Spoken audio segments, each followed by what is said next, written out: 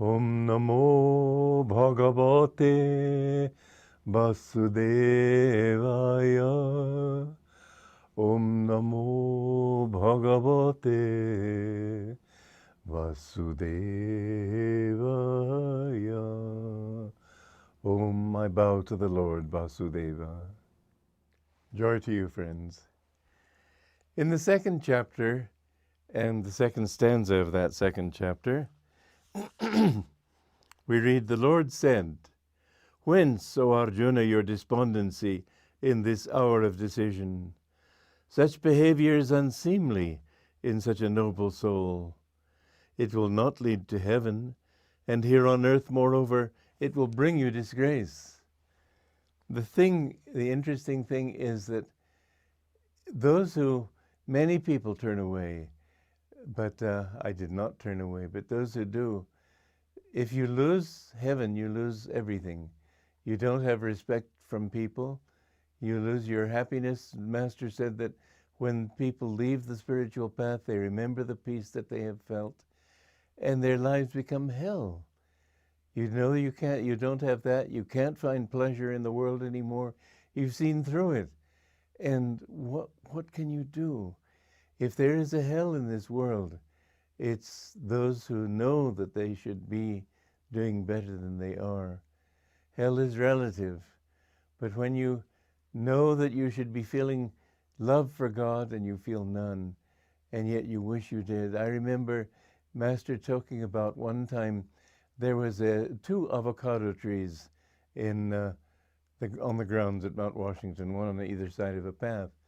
And he said there was a very devout person living here, and I said one time, this bush, this avocado tree represents me, that one represents this man.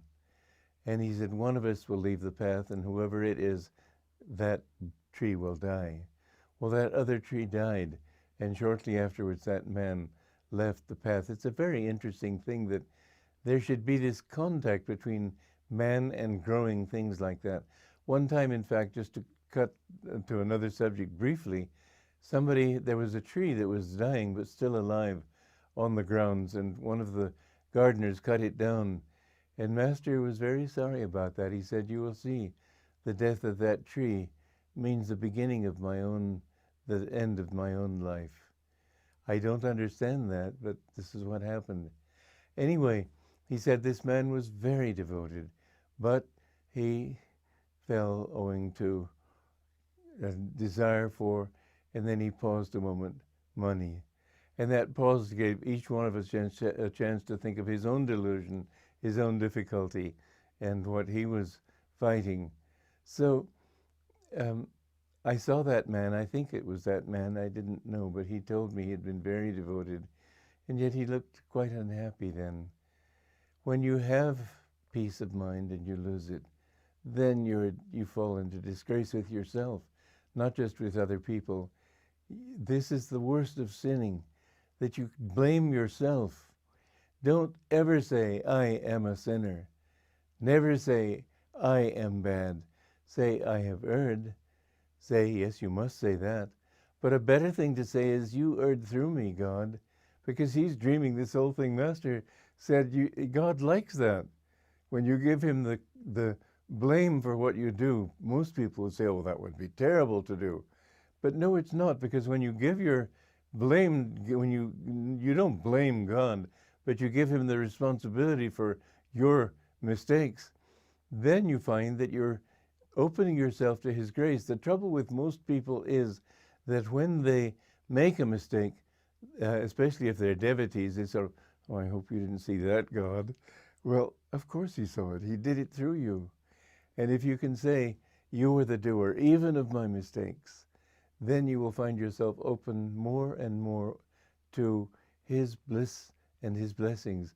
Many years ago, because our Guru had told us that when we lecture, we should feel that God is talking through us. And I remember one time I was talking in the church in Hollywood, and the church was full. And this was quite a few years after I met him, about 1955 perhaps.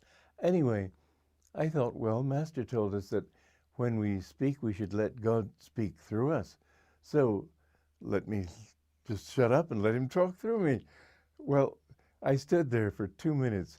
If you're ever in a situation where you're lecturing to people and you don't speak for 2 minutes, everybody will think you've frozen with fear. I wasn't frozen at all. I was just comfortably waiting for God to say something. A friend of mine in the audience was just perspiring, thinking I had frozen. But finally I decided God wasn't going to speak through me, and therefore I would have to speak. And I remembered then my Guru's statement, I will act, I will reason, I will act, but guide thou my reason, will, and activity to the right path in everything. So we do have to act, but we have to ask God to inspire us. We have to ask God to work through us. Nothing that I've done, and I've done a number of things in my life, has been done just as automatic writing myself, sitting back and you do it, God, and I won't do anything. I've had to act, but at the same time I've acted with the feeling of an actual flow. The more you try to tune into his blessings and guidance, the more you feel that flow happening, so that you really don't need to worry.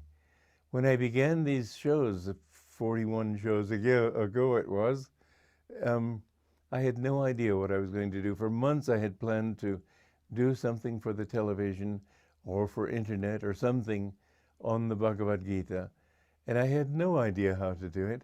And I kept thinking I ought to prepare, I ought to think, I ought to plan for this thing. It just wouldn't come. God wouldn't let me think about it. And then when the moment came, I didn't have to think, there it was. I have seen this happen again and again. When you let God do everything, when you let him be the doer of everything, you find more and more your life becomes purified. It becomes rightly directed. You don't have to worry about being a sinner or anything. You're a child of God. You belong to him. And everything that you do that is not of him, if you open yourself to him, he will purify you. You can't purify yourself. Before I met my Guru, it was such a job just trying to correct one fault. I realized I needed help. And that's why I came to Yogananda. Sometimes people have said to me, do you have to have a guru? My answer is, no, you don't at all. Forget the whole idea. But if ever you want God, and if ever you reach the point of realizing how helpless you are to change and uplift yourself, then you do need a guru.